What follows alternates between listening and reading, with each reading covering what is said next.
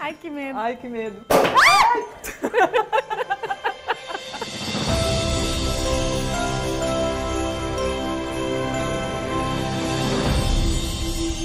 Olá, você que passou aquele Natal maravilhoso, tá aí ainda na ressaca. Hoje a gente se reuniu aqui, o Bruce, Max, eu, a Marília e o Vinícius, para conversar com vocês, fazer uma retrospectiva. A Marília vai cantar, né? Aquele Eu me preparei, né? O ano todo. A gente, brincadeira, ninguém vai cantar, não desliga. A gente vai conversar aqui sobre algumas coisas que aconteceram em 2017 e lançar um pouco de perspectivas para os seus investimentos em 2018. E quem vai começar sorteando a pergunta, ninguém viu ainda, é o Bruce. Eu acho que deveria ser primeiro as damas, mas vamos lá. Não, Bruce, vai lá, não faz charme. Mexe bem. Vamos lá. Tá na vagina, mas é azul. Então vamos lá. Acontecimento do ano. Qual evento teve um impacto positivo nos seus investimentos?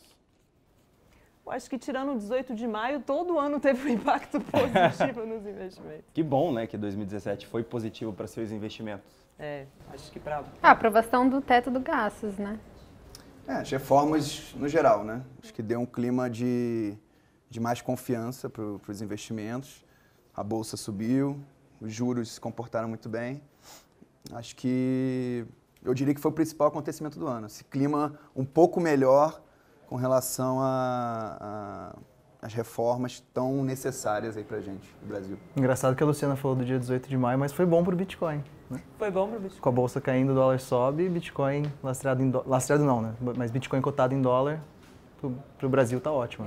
Eu até acho que, no fim das contas, o 18 de maio foi um dia bom para os investimentos, porque ensinou que se você tiver paciência e ficar quieto num dia de estresse, volta, né? Voltou muito rápido o 18 de maio. Então, acho que foi um excelente ensinamento para o investidor, na verdade. Foi uma oportunidade de entrada também. Quem entrou logo depois do dia 19, por exemplo, na renda fixa, acabou ganhando muito dinheiro. Então, foi ruim para quem estava posicionado, mas para quem quis entrar, foi uma excelente oportunidade. Eu acho que talvez o corte de juro também foi bem assim, não foi um evento único, mas foi uma sequência, né? Foi deixando, além de ter dado vários ganhos para a renda fixa, para os fundos multimercados, foi deixando o investidor mais animado com bolsa também, né? Assim, eu acho que eu nunca vi os gestores tão otimistas com a desalavancagem das empresas, né? Acho que é bem o que até o Bruce fala também. E surpreendeu o mercado, né? Porque eu lembro que eu fiz uma palestra em 2016 e eu falava assim, olha, eu acho que o juro pode cair abaixo de 9. E todo mundo olhava e falava assim, nossa, abaixo de 9, que esquisito, né? E de repente ele caiu hoje para 7, está todo mundo sendo surpreendido. E claro, isso tem impacto em todo o mercado e também na bolsa. Podendo cair mais, né, Marília?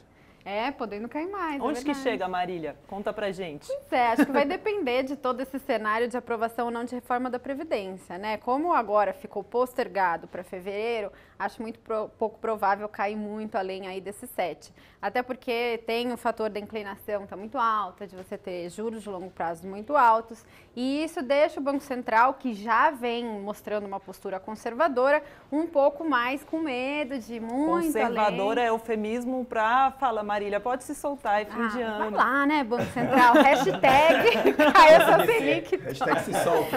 Coragem, BC. Boa. Faz aquilo que você quer fazer. Não, mas Então, eu acho que Marília, o negócio mais positivo de 2017 foi a preparação que a gente tem para os próximos anos. Então a bolsa subiu, mas subiu o quê? 20% esse ano, não subiu bastante. Mas todo o trabalho que a gente teve tentando aprovar a reforma da Previdência, que acabou não sendo aprovada, né? Mas fazendo várias outras reformas, isso vai se refletir nos próximos anos com, acho que, bastante lucro para as empresas e, obviamente, retorno para quem é acionista delas. Eu acho que também o mercado ele tende a ser assim, você é tão bom quanto o seu último trade, mas não é assim, né? Tiveram várias outras reformas que foram aprovadas. Teve a reforma trabalhista, teve o teto de gastos, teve a TLP ao invés da TJLP, que vai dar um impacto monstruoso no mercado de crédito. Então, assim, tiveram várias outras reformas que têm um impacto muito significativo para a economia de longo prazo. Não é assim, a reforma da Previdência não passou, pronto, acabou, vamos morrer na praia e tal. Não, é um processo. Estamos preparando as bases para um ciclo mais longo de valorização, assim esperamos. Tomara que longuíssimo, né? Tomara que as eleições também ajudem. Então, mas até a economia melhorando também já ajuda nas eleições, né? Parece que esse direcionamento da política econômica deu bastante certo e está refletindo bem com a população em geral. E o efeito de todo esse corte de juros ainda não aconteceu, né? É bom lembrar que ele tem um efeito atrasado, né? Então, pode ser que venha muita recuperação econômica ainda e, como você diz, eu também acho, deve ajudar o candidato reformista, né? Dedo cruzado. Todo mundo. Faça a sua parte. Vai Mas vamos Marília. lá, a bola tá comigo, então. Tá, Capricho. capricha. O maior cisne negro. Qual evento imprevisível mais mexeu com os investimentos em 2017? 18 de maio, É, né? já falamos Jojo. sobre isso. Bitcoin. Para mim é China, né? É China. Comecinho de setembro, China proibindo ICOs, né, e proibindo depois a negociação em exchanges. A China tinha o maior mercado de Bitcoin e outras criptos no mundo. Então, sem dúvida, era aquele momento que todo mundo tinha medo da regulação. Foi caótico, né? E o Bitcoin caiu pra caramba ali, vários porcentos, né, 40%. Não lembro de cabeça quanto foi. Mas também foi um dos melhores eventos porque abriu uma janela absurda. Naquele momento tinha acabado de bater a máxima histórica, que era de $5 mil. No momento que a gente grava o vídeo, está em 16, 17 mil dólares e foi para 3 mil. Né? Então, quem comprou isso 3 meses atrás, nada, viu 5 vezes de valorização em 90 dias. Você fez o Natal gordinho de muita gente, né, Vinícius? O meu também. Muito bom. Espera um presente, então, na minha árvore de Natal, em Eu Bazão. também espero. Eu só dou presente para quem não falou que era bolha, tá? Tá, Bruce? Quem falou foi o Buffett, não fui eu. Olha, mas Entendi. vou te falar que eu acho que um evento em 2018 vão ser os fundos de criptomoedas, Sim. né? No Brasil, porque já tem lá fora, né? É o que eu tô já ouvi esperando. falar de alguns, você já recebeu também, a gente está começando a receber uns e-mails, tem toda a história da regulação, que ainda não sei muito bem como eles vão driblar, mas eu já ouvi falar de pelo menos 3 gestores que querem lançar ainda em 2018 fundos de criptomoedas. E era uma coisa assim, eu fui entender um pouco mais sobre isso, porque muito estava se falando de, agora o mercado institucional está olhando para colocar dinheiro, mas os fundos já estão olhando há mais de um ano para isso. Né? Eles estão só esperando um instrumento de fato que eles possam aportar grana. Agora com um contrato futuro é um pouco mais fácil, porque não tem exposição direta, mas tem muitos fundos investindo em criptomoedas e agora acho que é uma questão regulatória para isso ganhar o mercado e é o ponto que a gente mais espera, que é o mainstream. Né? A hora que todos os investidores puderem fazer isso com segurança, aí Eu vou te deslancha falar que mesmo. Eu ouvi gestor muito bom, ex-gestor de gestora grande, se estruturando para criar fundo de criptomoeda. Aí Acho tá vendo, vai para ser quem um achou que era movimento brincadeira? legal. Não era brincadeira. Tema certo para 2018. Todo mundo vai falar sobre isso. E se foi bom 2017, 2018 tende a ser melhor Tende a ainda. ser bem melhor. E agora, até voltando um pouco para o tema do cisne negro, tem gente que acha que o 18 de maio, na verdade, não foi um cisne negro, né? Que, na verdade, como é que você não esperava que o Temer, que todo mundo sabia que não era fluxicheira, ia vir com uma coisa completamente, assim, claro, era meio esperado que ele se enrolasse alguma hora.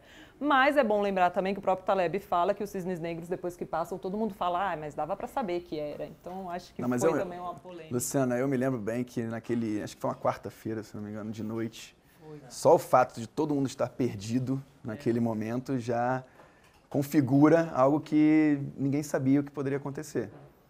E aí, no dia seguinte, a gente lembra de ações caindo 40%, 30% no começo do pregão. Caindo 30% no dia. Que acabaram fechando menos 10, ou seja, para você ver como é que estava tudo embolado, inesperado.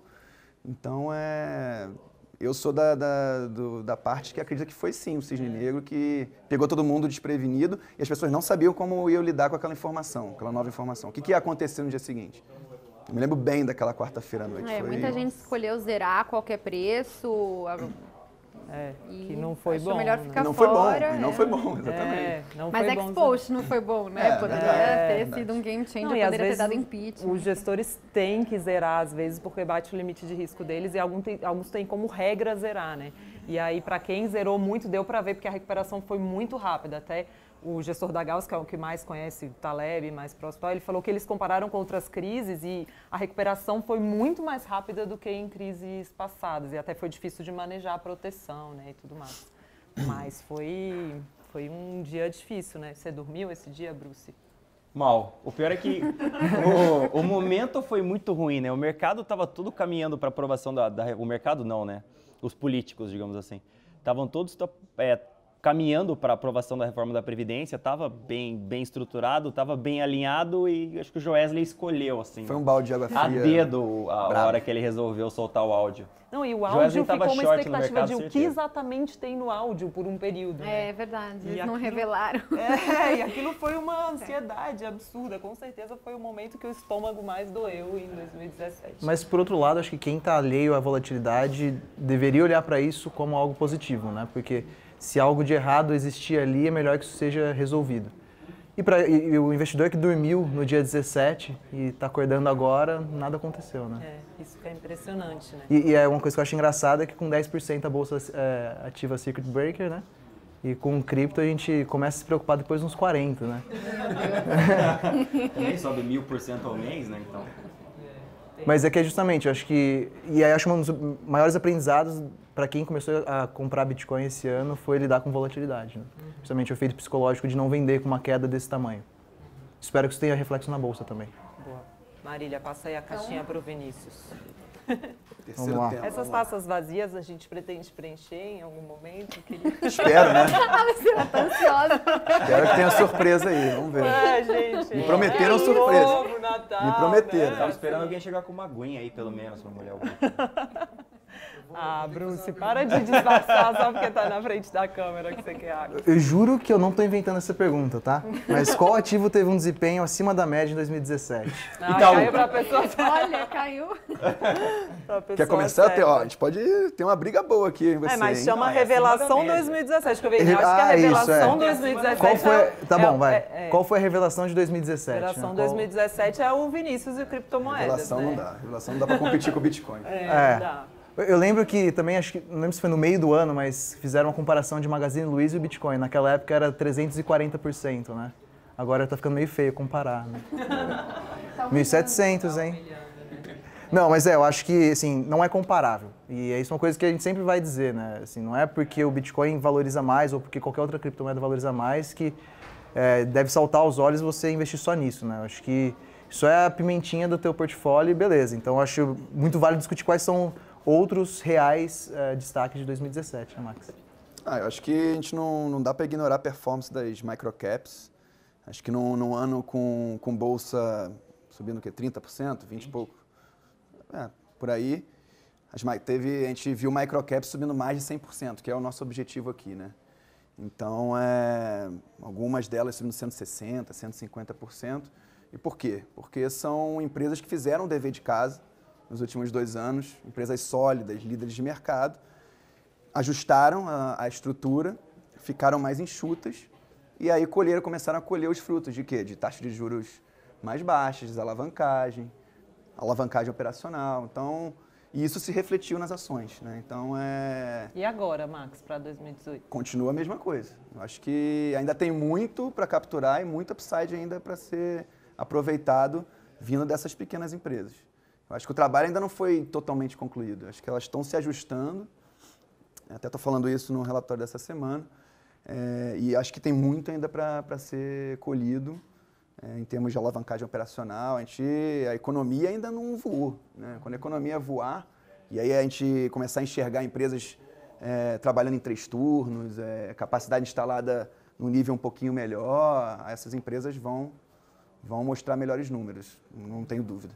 Acho que se eu perguntasse para os gestores qual foi a revelação 2017, eles iam falar que foi o Temer, porque todos eles falam, a gente não esperava que ele fosse conseguir uma aprovação de tantas reformas, foi realmente muito benéfico para a economia, né? É claro que ele confiança, nos deu... acho que a palavra, desculpa te atrapalhar, Luciano, mas a palavra foi confiança. Assim, ele resgatou a confiança do empresário, do consumidor, e acho que ainda falta muita coisa. A gente só viu uma melhora, né? Uma pequena melhora na confiança. Acho que é legal que os gestores são tipo o cachorro mordido por cobra tem medo de linguiça, né? Tem uns que até hoje não acreditam que o Brasil vai para frente. Não acreditam. Fala nomes, Bruce. Eu não quero apontar dedo para ninguém aqui. Não, eu acho que foi até puxando o gancho do Vinícius sobre China, né? Eu acho que a grande questão que aconteceu esse ano com gestores de multimercados muito conceituados, e aí eu vou falar nomes, porque vou falar. Você tem lá o Luiz Stuhlberger no verde, né? Que é um gestor que eu sou, assim, ele tem um histórico muito consistente, 20 anos incríveis, só 2 anos abaixo do CDI até agora. Provavelmente vai ser o 3º ano da história dele abaixo do CDI, não sei, às vezes ele dá uma virada aí de última hora. Mas por conta dessa falta de confiança na economia brasileira, na Bolsa, né, principalmente, tinha uma posição muito pequena em Bolsa, agora parece que ele está por volta de 8%, mas meio que desistiu, né? Desistiu de nadar contra a corrente. Bater de Ele frente. continua falando que acha que tem um problema fiscal significativo no Brasil, isso pode dar algum estresse alguma hora, mas mesmo assim tá bom, vou comprar a NTNB 2020, ele já tinha a NTNB, mas vou alongar na NTNB, vou comprar um pouco de bolsa, estou em real, uma virada agora no fim do ano, né? E num evento recentemente ele falou que se o Lula for lá, se tiver algum estresse por conta do Lula eleito, ele vai comprar mais bolsa, né? Que eu acho que foi a grande surpresa agora do fim do ano. E o outro, Armínio Fraga, também, que ficou os dois, o Stuhlberg e o Armínio Fraga, nessa posição de que a China podia alguma hora dar o grande estresse e ter que desvalorizar a sua moeda. E apanharam muito com essa posição, principalmente por conta da valorização do dólar no período, né? Então, quem não acreditou em Brasil sofreu esse ano. Vinícius, se tiver uma recuperação econômica, não só brasileira, mas mundial, o que você acha que isso significa para o Bitcoin em 2018? Sobe 1000%.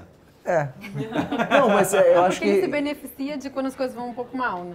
ele se beneficia de quando as coisas vão mal, assim, a ideia de reserva de valor, eu acho que ela é muito preservada, até a gente entra na discussão se ele é moeda ou reserva de valor, né? Eu considero mais reserva de valor. Hoje, você usar Bitcoin para comprar as coisas não é tão viável. Mas no momento de crise, as pessoas vão comprar Bitcoin, assim, a gente viu o caso do Zimbábue com hiperinflação, as pessoas começaram a comprar criptomoedas porque era a única forma de você manter o valor daquele dinheiro. Com a economia melhorando, você tende a perder o uso do Bitcoin como reserva de valor para crises, né? Mas eu acho que, por ser um mercado novo, e é o que a gente sempre discute, né? É um processo de inovação. O número de novos investidores que entram a cada dia, muitas vezes, é suficiente para suplantar o número de vendedores, né? Então, não acho que... Eu acho que questões conjunturais, sim, elas afetam, mas tem alguns detalhes que são diferentes do mercado tradicional. E aí tem um outro ponto que tem alguns estudos que mostram que o Bitcoin ele tem um beta muito baixo com o resto de outros ativos, né? Então, hoje ele ainda anda meio um pouco pela tangente em relação à economia e outros mercados e está muito mais na ideia do potencial que ele tem para os próximos anos. Então, eu acho, na verdade, que está mais ligado ao número de novos investidores que vão entrar aí, que vão começar a usar, e menos a questões econômicas. Ainda está numa fase crescente, para depois talvez chegar numa flutuação com reserva de valor, alguma coisa Sim, assim. E eu acho que a negociação em mercados tradicionais ajuda a correlacionar as coisas, né? Então, a criação de contratos, futuros, esse tipo de coisa, mas acho que é muito cedo ainda para A Marília colocou o Vinícius na parede, vou colocar a Marília na parede. Marília, os ganhos dos multimercados, mesmo da renda fixa, foram muito influenciados pelo fechamento de juro em 2017, estou confundindo os anos. Mas a gente sabe que o juro já está bem mais baixo. Tem gordura ainda para 2018? O que você acha? Depende, né? Assim, eu recebo muito essa pergunta, é muito engraçado. Todo mundo fala assim, gente, a renda fixa morreu agora porque o juro está 7%. E, na verdade, não. Assim, a renda fixa, o que eu tento passar nos relatórios e sempre que eu falo alguma coisa, é que a renda fixa ela não é monoproduto, né? A renda fixa ela tem 3 tipos de títulos diferentes, então os pré-fixados, indexados e pós-fixados. E, além disso, você tem uma série de emissores que tem mais risco, mas também que geram muito mais retorno. Então, por exemplo, qual é a alternativa você estar num pós-fixado, aí numa LFT, rendendo 7%, que agora é a rentabilidade da Selic, né? A alternativa é você correr mais risco, por exemplo, bolsa. Exatamente, o Bruce é o primeiro a falar, gente, investe em mim. É verdade, Se prepara aí, né? Me aguarde.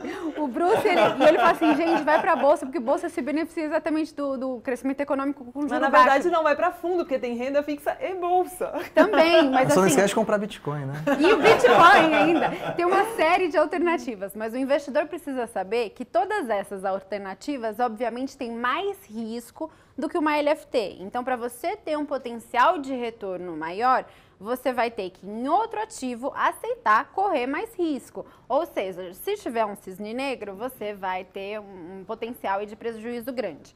Já que é para correr mais risco, tem produtos de renda fixa onde também é possível correr muito mais risco e, claro, ter um retorno muito maior.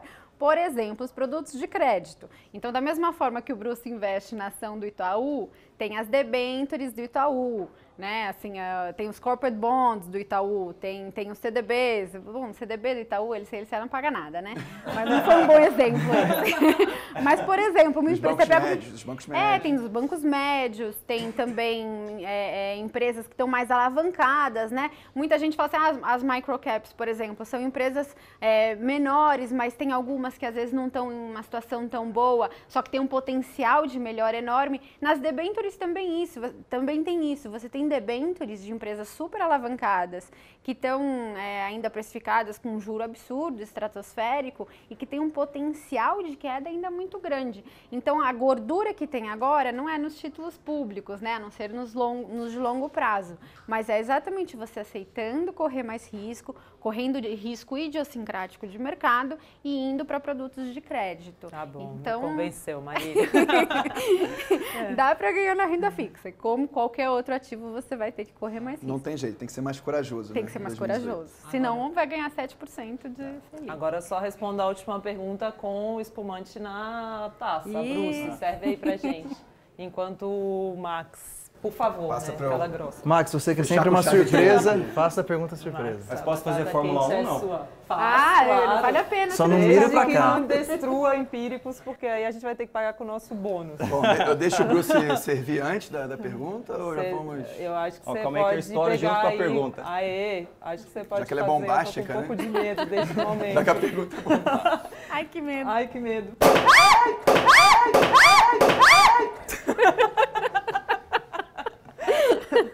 Foi na cabeça do nosso cameraman. Um cara tá caindo. Cuidado, acho que você vai perceber Foi que a mal aí, câmera Renato. deu uma tremidinha, mas é isso aí mesmo. Vai lá, Max. Vamos lá. Última pergunta. Aposta para 2018. Qual ativo você acredita que vai ter um bom desempenho em 2018? Bolsa. Ativo. Vamos lá, que é preciso. É... Fala um. Não, é difícil falar, né? Acho que o mais fácil é siga os lucros. Se os lucros das empresas subirem, provavelmente a ação também vai acompanhar, ou talvez até subir mais. Então, se a gente está prevendo um PIB de 3%, PIBão ano que vem, 3%, né? Troca comigo aqui.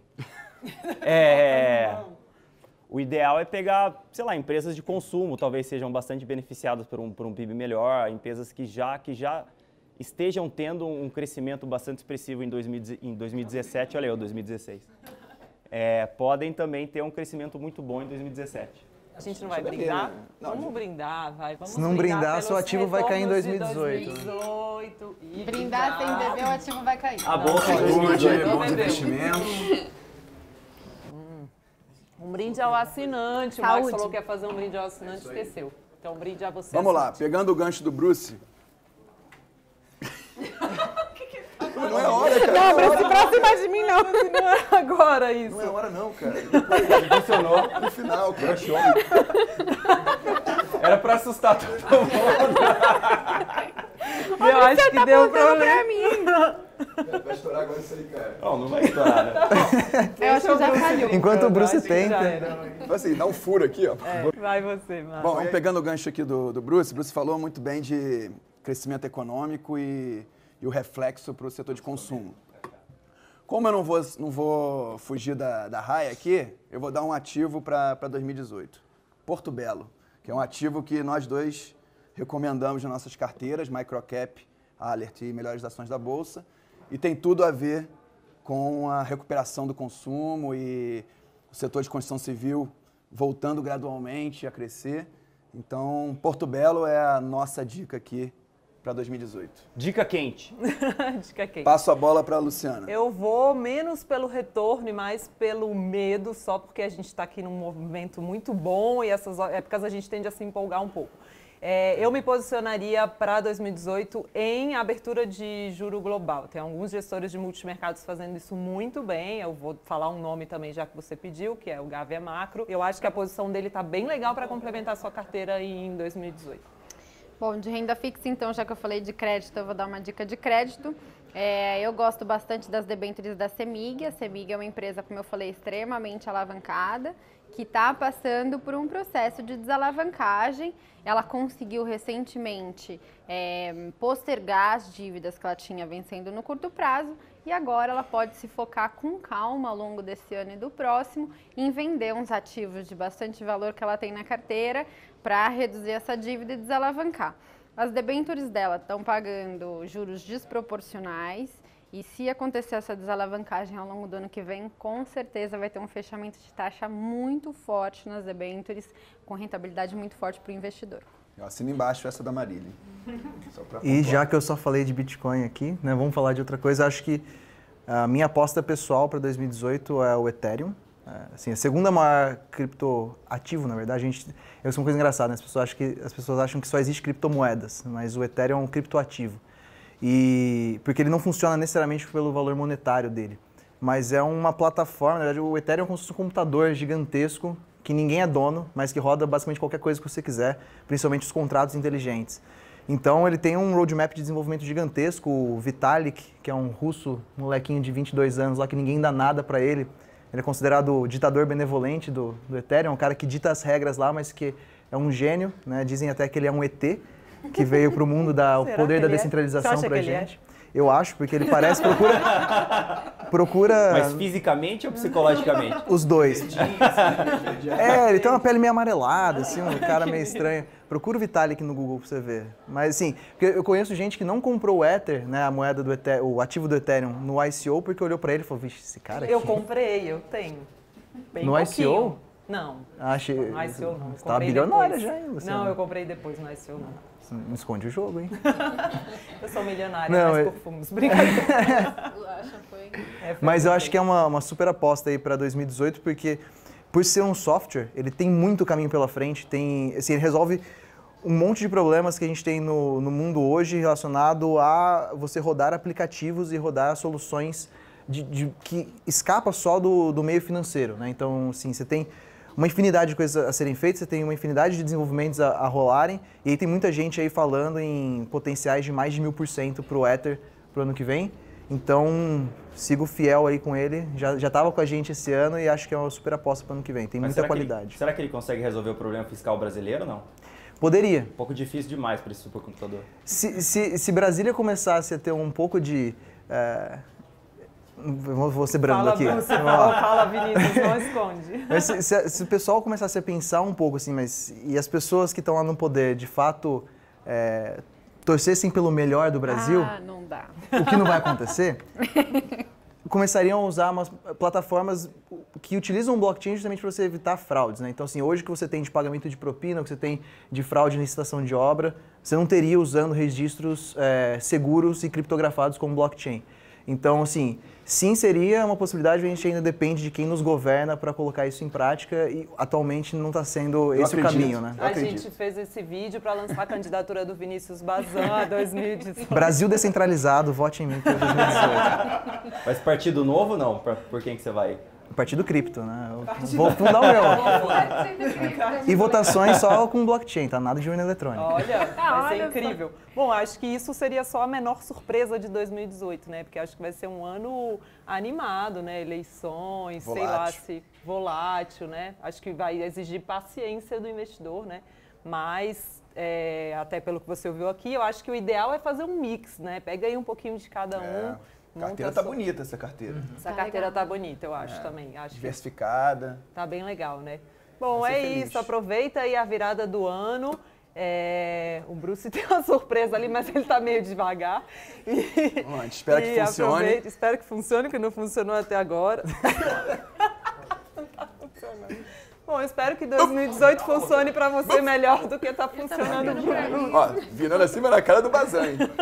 Tô com muito medo desse Vamos fazer o seguinte, vamos dar um furo aqui em cima. Comprar um negócio falso. Ai, nós só não direciona pra ele. Eu tô meio apreensivo aqui. Acho que a gente pode desistir dessa brincadeira. Vai, por aqui, joga um pouquinho. Não, mas Então o ideal é que vamos exploda, fazer né? um brinde pra fechar, já que esse negócio não tá funcionando? Bom, então eu vou pegar o outro aqui, porque já... O Márcio já tá furado, mano. Pô, sai fora, você viu? Ah, não, sim. Bom, então que 2018 seja muito especial para você, investidor, e a gente vai brindar você que acompanhou a gente. Aê! Que 2018 seja um excelente ano para os seus investimentos e conte com a gente aqui na Empíricos. A gente vai estar olhando o tempo todo o que tem de bom, o que tem de ruim para te alertar. Curta esse vídeo, compartilhe com seus amigos e conte com a gente em 2018. Feliz 2018. Aê!